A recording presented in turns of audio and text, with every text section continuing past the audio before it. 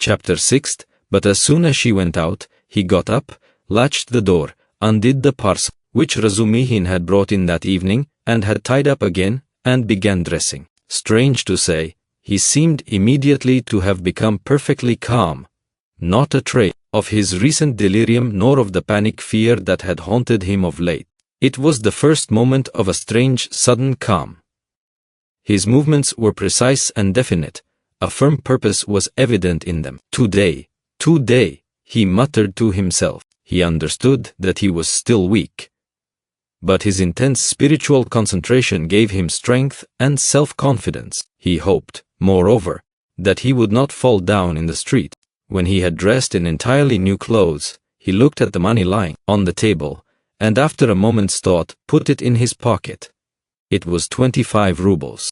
He took also all the copper change from the 10 rubles spent by Razumihin on the clothes. Then he softly unlatched the door, went out, slipped downstairs, and glanced in at the open kitchen door. Nastasia was standing with her back to him, blowing up the landlady's samovar. She heard nothing. Who would have dreamed of his going out, indeed? A minute later he was in the street. It was nearly 8 o'clock. The sun was setting. It was as stifling as before, but he eagerly drank in the stinking, dusty town air. His head felt rather dizzy. A sort of savage energy gleamed suddenly in his feverish eyes and his wasted, pale and yellow face. He did not know, and did not think where he was going. He had one thought only: that all this must be ended today, once for all, immediately. That he would not return home without it, because he would not go on living like that. How? With what to make an end? He had not an idea about it. He did not even want to think of it. He drove away thought. Thought tortured him. All he knew, all he felt was that everything must be changed one way or another. He repeated with desperate and immovable self-confidence and determination. From old habit he took his usual walk in the direction of the Haymarket. A dark-haired young man with a barrel organ was standing in the road in front of a little general shop, and was grinding out a very sentimental song.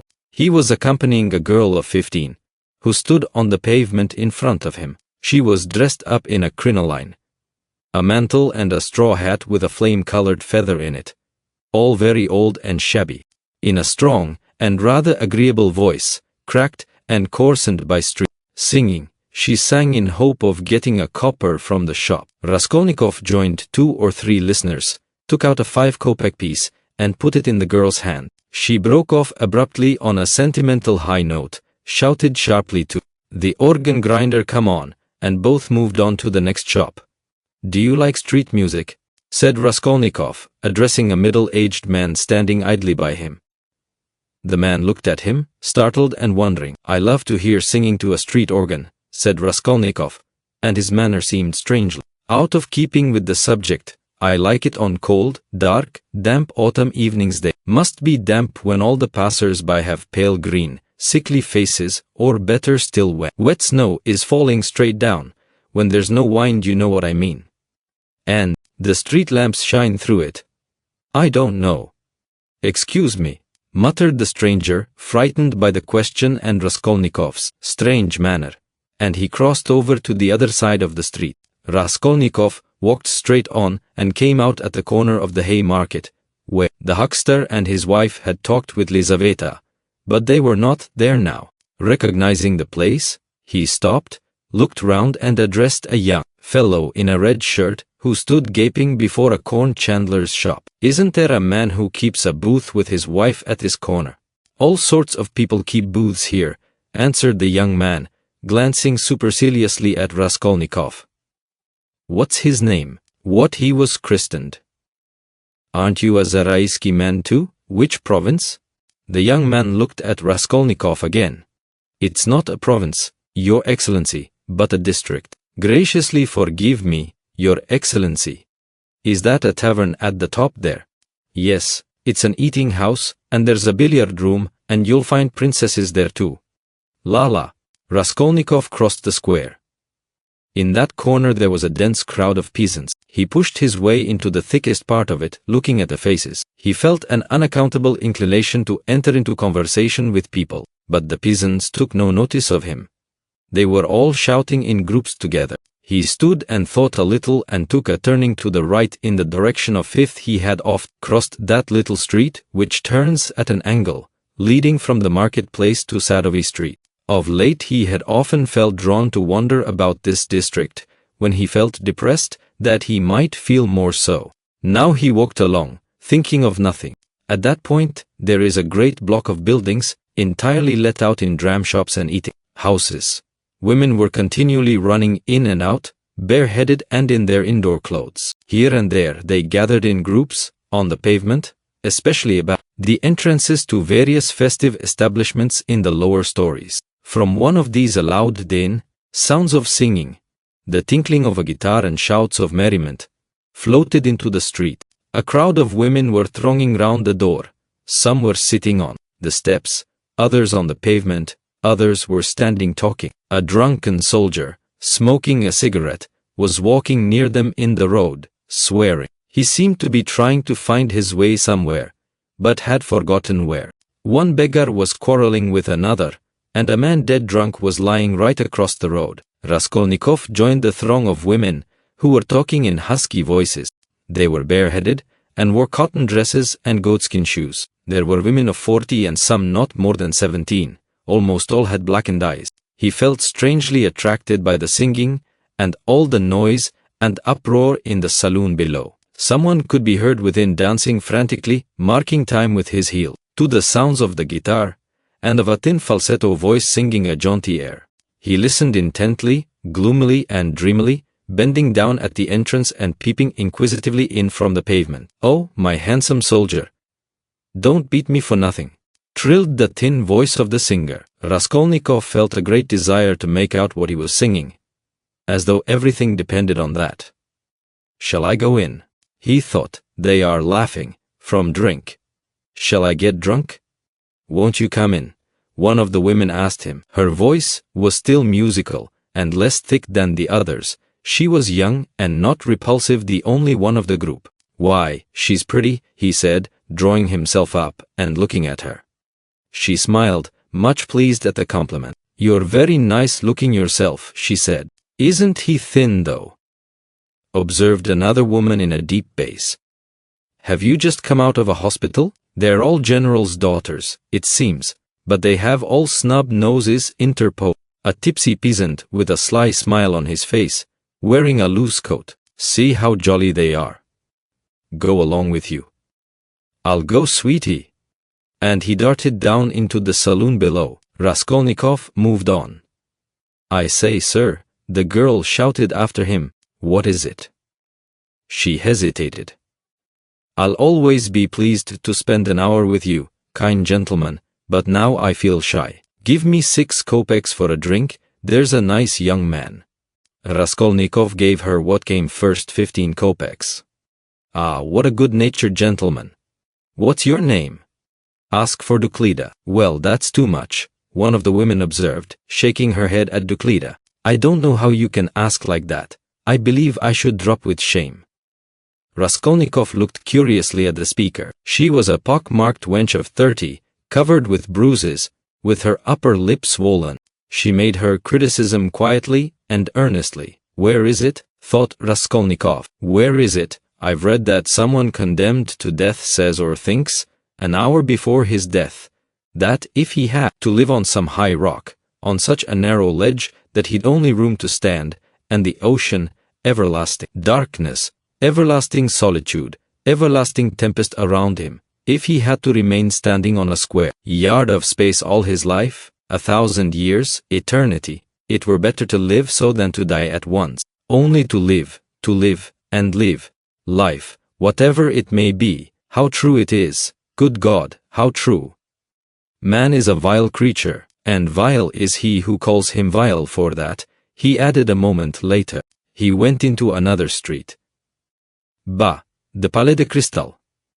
Razumihin was just talking of the Palais de Cristal. But what on earth was it I wanted?" "Yes, the newspapers. Zosimov said he'd read it in the papers. Have you the papers?"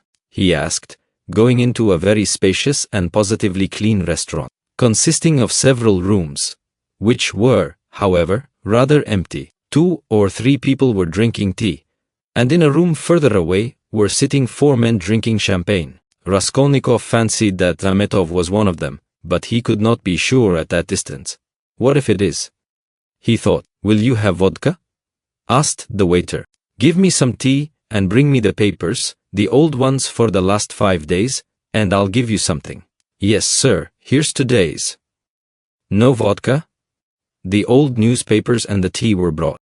Raskolnikov sat down and began to look through them. Oh damn, these are the items of intelligence. An accident on a staircase, spontaneous combustion of a shopkeeper from alcohol, a fire in Pesky, a fire in the Petersburg Quarter, another fire in the Petersburg Quarter, and another fire in the Petersburg Quarter. Ah, here it is.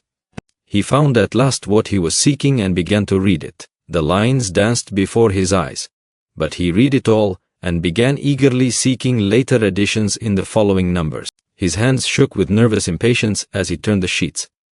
Suddenly someone sat down beside him at his table. He looked up. It was the head clerk Zametov, looking just the same, with the rings on his fingers and the watch chain, with the curly, black hair, parted and pomaded, with the smart waistcoat, rather shabby coat, and doubtful linen. He was in a good humor. At least he was smiling very gaily and good-humoredly. His dark face was rather flushed from the champagne he had drunk. What? You here? He began in surprise, speaking as though he'd known him all his life. Why, Razumihin told me only yesterday you were unconscious. How strange. And you know I've been to see you. Raskolnikov knew he would come up to him. He laid aside the papers and turned to Zametov. There was a smile on his lips, and a new shade of irritable impatience was apparent in that smile. I know you have, he answered. I've heard it. You looked for my sock, and you know Razumihin has lost his heart to you. He says you've been with him to Louise Ivanovna's, you know, the woman you tried to befriend, for whom you winked to the explosive lieutenant, and he would not understand. Do you remember? How could he fail to understand? It was quite clear, wasn't it? What a hot-head he is. The explosive one. No, your friend Razumihin. You must have a jolly life, Mr. Zametov. Entrance free to the most agreeable places. Who's been pouring champagne into you just now? We've just been having a drink together. You talk about pouring it into me. By way of a fee, you profit by everything? Raskolnikov laughed. It's all right, my dear boy, he added, slapping Zametov on the shoulder. I am not speaking from temper, but in a friendly way, for sport, as that workman of yours said when he was scuffling with Dmitri, in the case of the old woman. How do you know about it? Perhaps I know more about it than you do. How strange you are. I am sure you are still very unwell. You oughtn't to have come out. Oh, do I seem strange to you? Yes. What are you doing? Reading the papers? Yes. There's a lot about the fires. No, I am not reading about the fires.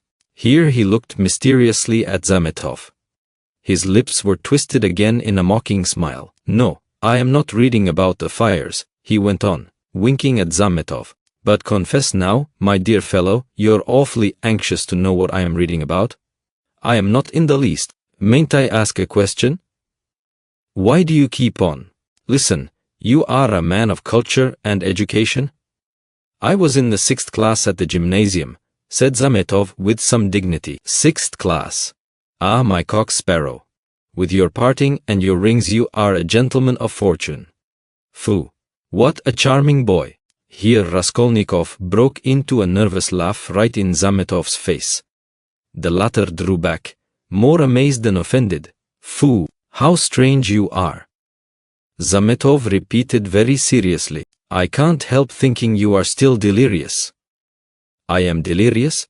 You are fibbing, my cocksparrow. So I am strange? You find me curious, do you? Yes, curious. Shall I tell you what I was reading about? What I was looking for? See what a lot of papers I've made them bring me. Suspicious, eh? Well, what is it? You prick up your ears. How do you mean? Prick up my ears. I'll explain that afterwards. But now, my boy, I declare to you, no, better, I confess, No, that's not right either. I make a deposition, and you take it. I depose that I was reading, that I was looking and searching. He screwed up his eyes and paused. I was searching, and came here on purpose, to do it for news of the murder of the old pawnbroker woman, he articulated at last, almost in a whisper, bringing his face exceedingly close to the face of Zametov. Zametov looked at him steadily, without moving or drawing his face away. What struck Zametov afterwards, as the strangest part of it all, was that silence followed for exactly a minute, and that they gazed at one another all the while. What if you have been reading about it? He cried at last, perplexed and impatient. That's no business of mine. What of it? The same old woman, Raskolnikov went on in the same whisper, not heeding Zametov's explanation. About whom you were talking in the police office, you remember, when I fainted. Well, do you understand now? What do you mean? Understand, what? Zametov brought out, almost alarmed. Raskolnikov's set and earnest face was suddenly transformed, and he suddenly went off into the same nervous laugh as before, as though utterly unable to restrain himself. And in one flash, he recalled with extraordinary vividness of sensation a moment in the recent past, that moment when he stood with the axe behind the door, while the latch trembled, and the men outside swore and shook it, and he had a sudden desire to shout at them, to swear at them, to put out his tongue at them, to mock them, to laugh, and laugh, and laugh. You are either mad, or, began Zametov, and he broke off, as though stunned by the idea that had suddenly flashed into his mind. Or what? What? Come, tell me. Nothing, said Zametov, getting angry. It's all nonsense. Both were silent. After his sudden fit of laughter, Raskolnikov became suddenly thoughtful and melancholy. He put his elbow on the table and leaned his head on his hand. He seemed to have completely forgotten Zametov. The silence lasted for some time. Why don't you drink your tea? It's getting cold, said Zametov. What? Tea? Oh, yes. Raskolnikov sipped the glass, put a morsel of bread in his mouth and suddenly, looking at Zametov, seemed to remember everything and pulled himself together. At the same moment, his face resumed its original mocking expression. He went on drinking tea. There have been a great many of these crimes lately, said Zametov. Only the other day I read in the Moscow news that a whole gang of false coiners had been caught in Moscow. It was a regular society. They used to forge tickets. Oh, but it was a long time ago. I read about it a month ago, Raskolnikov answered calmly. So you consider them criminals? He added, smiling. Of course they are criminals. They are children, simpletons, not criminals. Why? 100 people meeting for such an object, what an idea. 3 would be too many. And then they want to have more faith in one another than in themselves. One has only to blab in his cups, and it all collapses. Simpletons, they engaged untrustworthy people to change the notes. What a thing to trust to a casual stranger. Well, let us suppose that these simpletons succeed and each makes $1 million. And what follows for the rest of their lives? Each is dependent on the others for the rest of his life. Better hang oneself at once. And they did not know how to change the notes either. The man who changed the notes took 5,000 rubles, and his hands trembled. He counted the first 4,000, but did not count the 5,000. He was in such a hurry to get the money into his pocket and run away. Of course he roused suspicion, and the whole thing came to a crash through one fool. Is it possible that his hands trembled? Observed Zametov.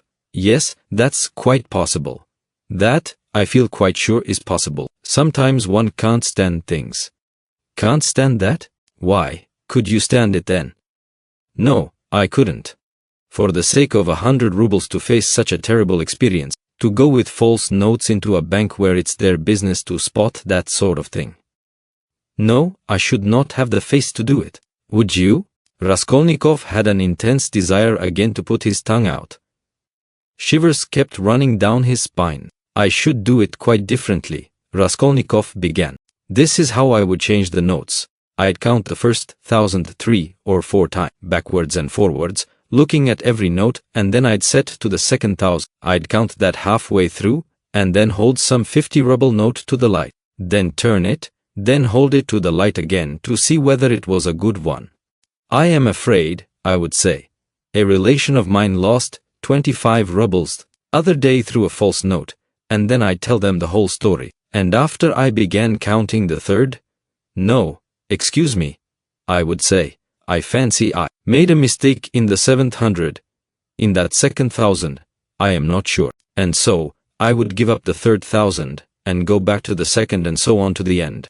And when I had finished, I'd pick out one from the fifth, and one from the second 1,000, and take them again to the light, and ask again, change them, please, and put the clerk into such a stew that he would not know how to get rid of me. When I'd finished and had gone out, I'd come back, no excuse me, and ask for some explanation.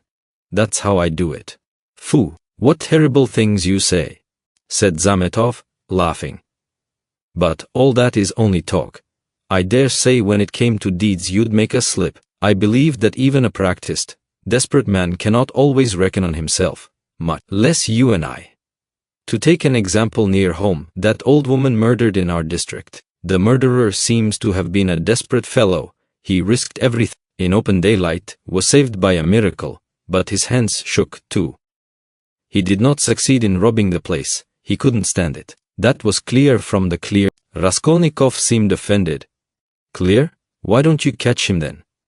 He cried, maliciously gibing at Zametov. Well, they will catch him.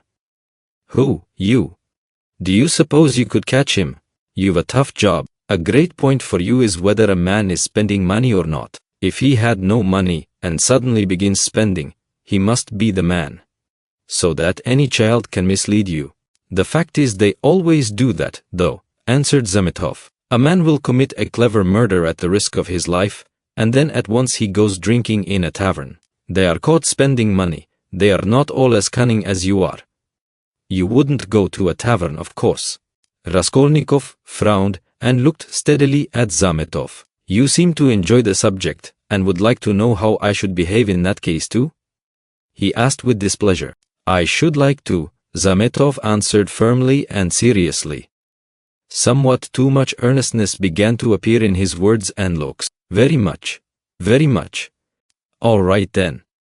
This is how I should behave, Raskolnikov began, again bringing his face close to Zametov's, again staring at him and speaking in a whisper, so that the latter positively shuddered. This is what I should have done. I should have taken the money and jewels. I should have walked out of there and have gone straight to some deserted place, with fences round it, and scarcely anyone to be seen. Some kitchen garden or place of that sort. I should have looked out beforehand some stone weighing 100 weight, or more, which had been lying in the corner from the time the house was built. I would lift that stone, there would sure to be a hollow under it, and I would put the jewels and money in that hole. Then I'd roll the stone back, so that it would look as before, would press it down with my foot and walk away, and for a year or 2, 3 maybe, I would not touch it. And, well, they could search. There'd be no trace. You are a madman, said Zametov, and for some reason he too spoke in a whisper, and moved away from Raskolnikov, whose eyes were glittering. He had turned fearfully pale, and his upper lip was twitching and quivering. He bent down as close as possible to Zametov, and his lips began to move without uttering a word. This lasted for half a minute. He knew what he was doing, but could not restrain himself. The terrible word trembled on his lips, like the latch on that door.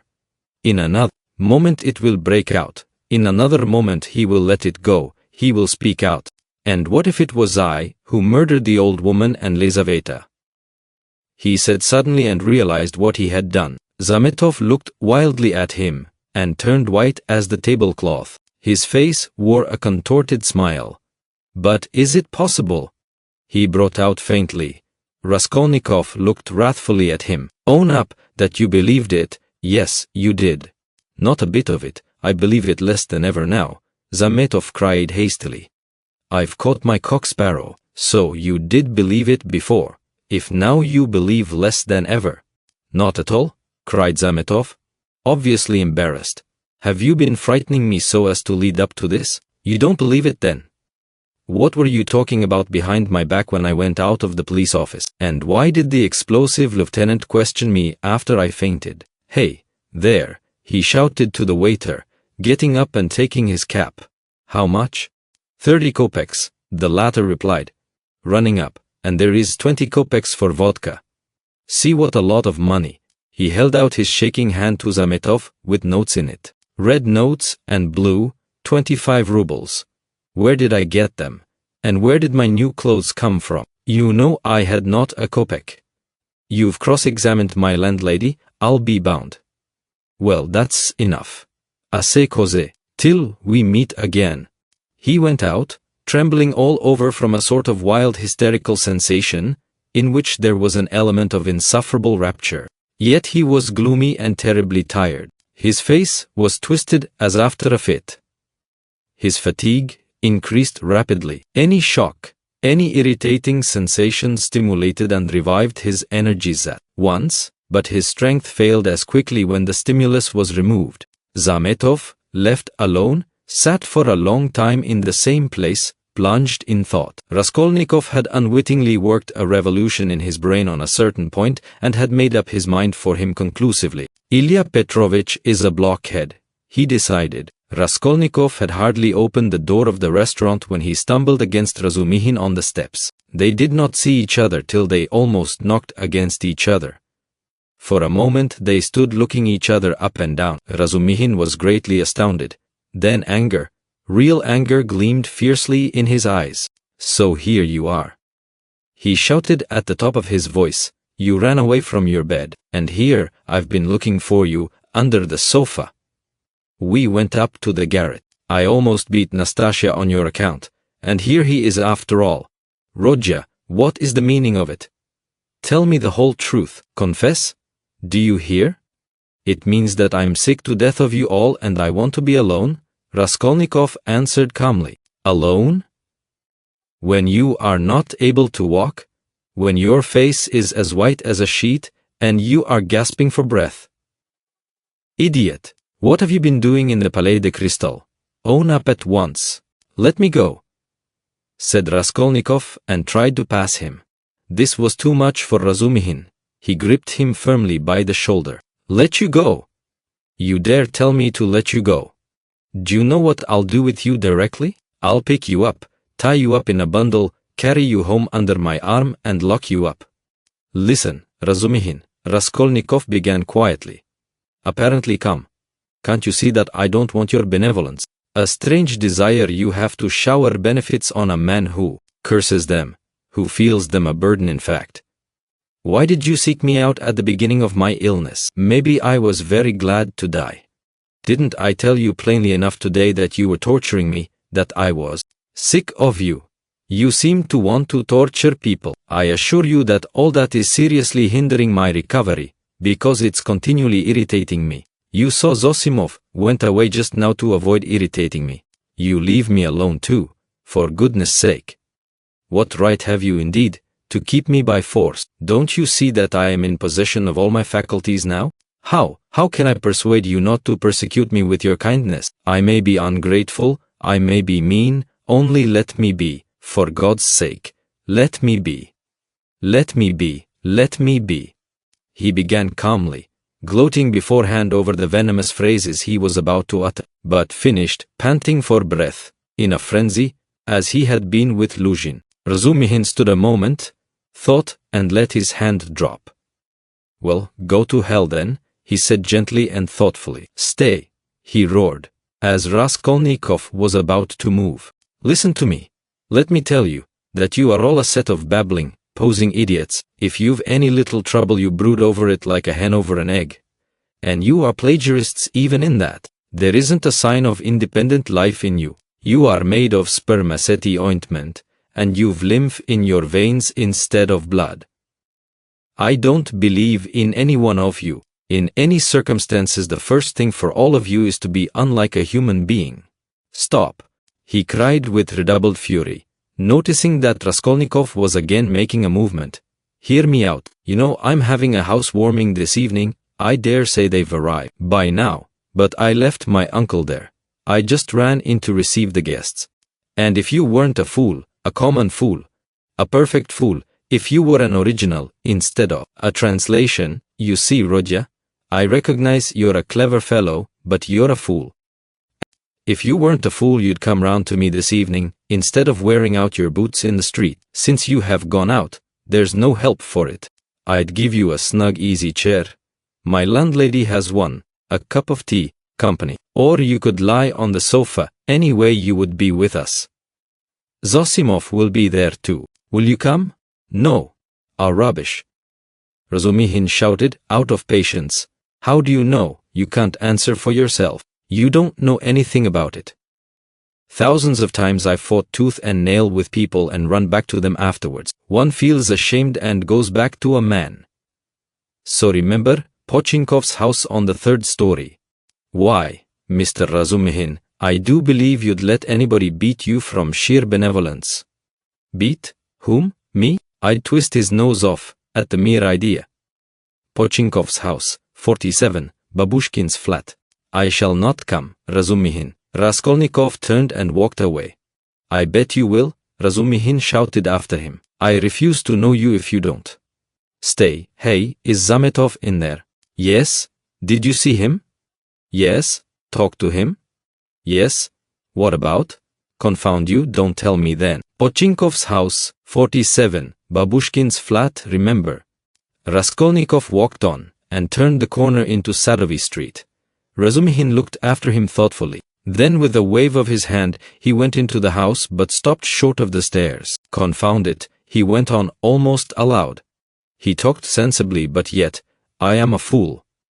As if madmen didn't talk sensibly. And this was just what Zosimov seemed afraid of. He struck his finger on his forehead. What if? How could I let him go off alone? He may drown himself. Ach, what a blunder! I can't. And he ran back to overtake Raskolnikov, but there was no trace of him.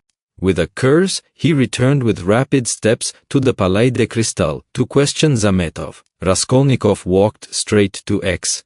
Bridge, stood in the middle, and leaning both elbows on the rail stared into the distance. On parting with Razumihin, he felt so much weaker that he could scarcely reach this place. He longed to sit, or lie down somewhere in the street. Bending over the water, he gazed mechanically at the last pink flush of the sunset.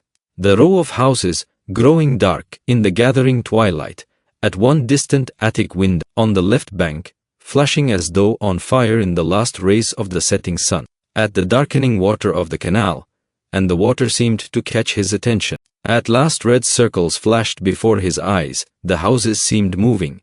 Passers-by, the canal banks, the carriages, all danced before his eyes. Suddenly he started, saved again perhaps from swooning by an uncanny and hideous sight. He became aware of someone standing on the right side of him. He looked and saw a tall woman with a kerchief on her head, with a long, yellow, wasted face and red sunken eyes. She was looking straight at him.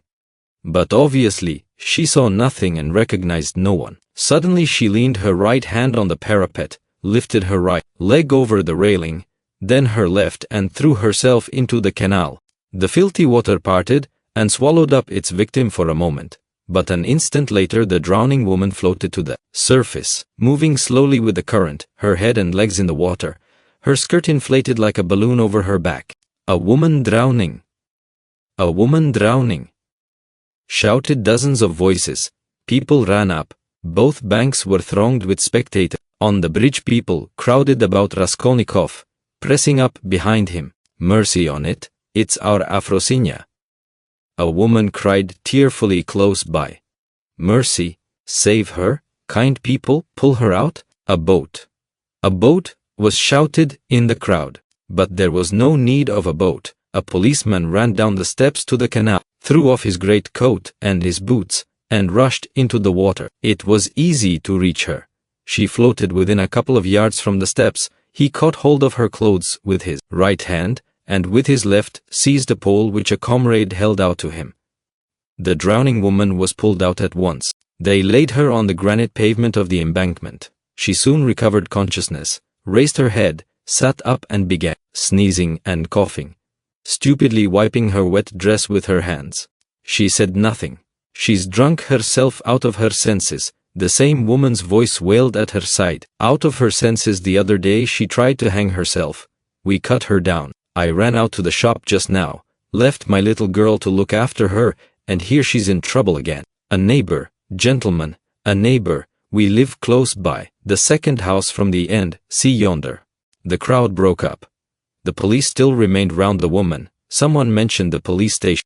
Raskolnikov looked on with a strange sensation of indifference and apathy. He felt disgusted. No, that's loathsome. Water, it's not good enough, he muttered to himself. Nothing will come of it, he added. No use to wait. What about the police office? And why isn't Zametov at the police office? The police office is open till 10 o'clock. He turned his back to the railing and looked about him. Very well then, he said resolutely. He moved from the bridge and walked in the direction of the police office. His heart felt hollow and empty. He did not want to think. Even his depression had passed. There was not a trace now of the energy with which he had set out to make an end of it all. Complete apathy had succeeded to it. Well, it's a way out of it, he thought, walking slowly and listlessly along the canal bank. Anyway, I'll make an end, for I want to. But is it a way out? What does it matter? There'll be the square yard of space, ha! But what an end! Is it really the end? Shall I tell them or not? Ah damn, how tired I am. If I could find somewhere to sit or lie down soon. What I am most ashamed of is its being so stupid, but I don't care about that either. What idiotic ideas come into one's head. To reach the police office he had to go straight forward and take the second turning to the left. It was only a few paces away, but at the first turning he stopped and, after a minute's thought, turned into a side street and went 2 streets out of his way, possibly without any object, or possibly to delay a minute and gain time. He walked, looking at the ground. Suddenly someone seemed to whisper in his ear. He lifted his head and saw that he was standing at the very gate of the house. He had not passed it. He had not been near it since that evening. An overwhelming, unaccountable prompting drew him on. He went into the house, passed through the gateway, then into the first entrance, on the right, and began mounting the familiar staircase to the 4th story. The narrow, steep staircase was very dark. He stopped at each landing and looked round him with curiosity. On the first landing the framework of the window had been taken out. That wasn't so then, he thought. Here was the flat on the 2nd story where Nikolay and Dmitri had been working. It's shut up, and the door newly painted. So it's to let. Then the 3rd story and the 4th. Here, he was perplexed to find the door of the flat wide open. There were men there, he could hear voices. He had not expected that. After brief hesitation, he mounted the last stairs and went into the flat. It, too, was being done up. There were workmen in it. This seemed to amaze him. He somehow fancied that he would find everything as he left it, even perhaps the corpses in the same places on the floor. And now, bare walls, no furniture. It seemed strange. He walked to the window and sat down on the window-sill. There were 2 workmen, both young fellows, but one much younger than the other. They were papering the walls with a new white paper covered with lilac flowers, instead of the old, dirty, yellow one. Raskolnikov for some reason felt horribly annoyed by this. He looked at the new paper with dislike, as though he felt sorry to have it all so changed. The workmen had obviously stayed beyond their time, and now they were hurriedly rolling up their paper and getting ready to go home. They took no notice of Raskolnikov's coming in. They were talking. Raskolnikov folded his arms and listened. She comes to me in the morning, said the elder to the younger, very early, all dressed up. Why are you preening and prinking, says I. I am ready to do anything to please you, Tit Vasilich. That's a way of going on. And she dressed up like a regular fashion book. And what is a fashion book? The younger one asked. He obviously regarded the other as an authority. A fashion book is a lot of pictures, colored, and they come to the tailors here every Saturday by post from abroad to show folks how to dress, the male sex as well as the female. They're pictures. The gentlemen are generally wearing fur coats, and for the ladies fluffles, They're beyond anything you can fancy. There's nothing you can't find in Petersburg, the younger cried enthusiastically. Except father and mother, there's everything. Except them, there's everything to be found, my boy, the elder declared sententiously. Raskolnikov got up and walked into the other room, where the strong box, the bed, and the chest of drawers had been. The room seemed to him very tiny without furniture in it. The paper was the same. The paper in the corner showed where the case of icons had stood. He looked at it and went to the window. The elder workman looked at him askance. "What do you want?" he asked suddenly. Instead of answering, Raskolnikov went into the passage and pulled the bell. The same bell, the same cracked note. He rang it a second and a third time. He listened and remembered. The hideous and agonizingly fearful sensation he had felt then began to come back more and more vividly. He shuddered at every ring, and it gave him more and more satisfaction. "Well, what do you want? Who are you?" the workman shouted, going out to him. Raskolnikov went inside again. "I want to take a flat," he said. "I am looking round. It's not the time to look at rooms at night, and you ought to come up with the porter. The floors have been washed. Will they be painted?" Raskolnikov went on. "Is there no blood?" "What blood?" "Why, the old woman and her sister were murdered here. There was a perfect pool there." "But who are you?" the workman cried, uneasy. "Who am I?" "Yes. You want to know? Come to the police station, I'll tell you." The workman looked at him in amazement. "It's time for us to go, we are late." "Come along, Alyoshka, we must lock up," said the elder workman. "Very well, come along," said Raskolnikov indifferently, and going out first, he went slowly downstairs. "Hey, porter," he cried in the gateway. At the entrance several people were standing, staring at the passers-by. The two porters, a peasant woman, a man in a long coat and a few others. Raskolnikov went straight up to them. "What do you want?" asked one of the porters. "Have you been to the police office?" "I've just been there." "What do you want? Is it open?" "Of course." "Is the assistant there?" "He was there for a time. What do you want?" Raskolnikov made no reply, but stood beside them lost in thought.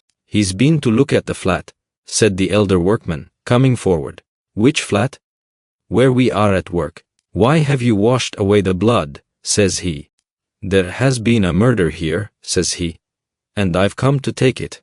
And he began ringing at the bell, all but broke it. "Come to the police station," says he. "I'll tell you everything there." He wouldn't leave us. The porter looked at Raskolnikov, frowning and perplexed. "Who are you?" he shouted as impressively as he could. "I am Rodion Romanovich Raskolnikov, formerly a student. I live in Shil's house, not far from here, flat number 14. Ask the porter, he knows me." Raskolnikov said all this in a lazy, dreamy voice, not turning round, but looking intently into the darkening street. "Why have you been to the flat?" "To look at it." "What is there to look at?" "Take him straight to the police station," the man in the long coat jerked in abruptly. Raskolnikov looked intently at him over his shoulder and said in the same slow, lazy tones, "Come along." "Yes, take him," the man went on more confidently. "Why was he going into that? What's in his mind, eh?"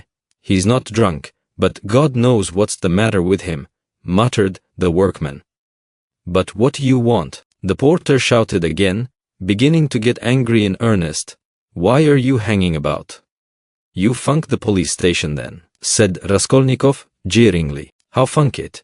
Why are you hanging about?" "He's a rogue," shouted the peasant woman. "Why waste time talking to him?"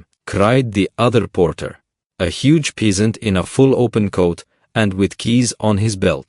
"Get along, he is a rogue and no mistake. Get along."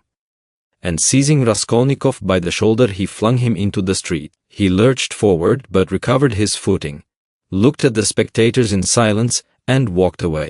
"Strange man," observed the workman.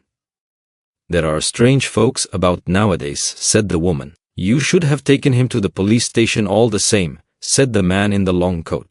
"Better have nothing to do with him," decided the big porter. "A regular rogue, just what he wants, you may be sure, but once take him up, you won't get rid of him. We know the sort. Shall I go there or not? Thought Raskolnikov, standing in the middle of the thoroughfare at the crossroad, and he looked about him, as though expecting from someone a decisive word. But no sound came. All was dead and silent like the stones on which he walked, dead to him alone. All at once at the end of the street, 200 yards away, in the gathering dusk he saw a crowd and heard talk and shouts. In the middle of the crowd stood a carriage. A light gleamed in the middle of the street. What is it? Raskolnikov turned to the right and went up to the crowd. He seemed to clutch at everything and smiled coldly when he recognized it, for he had made up his mind to go to the police station, and knew that it would all soon be over.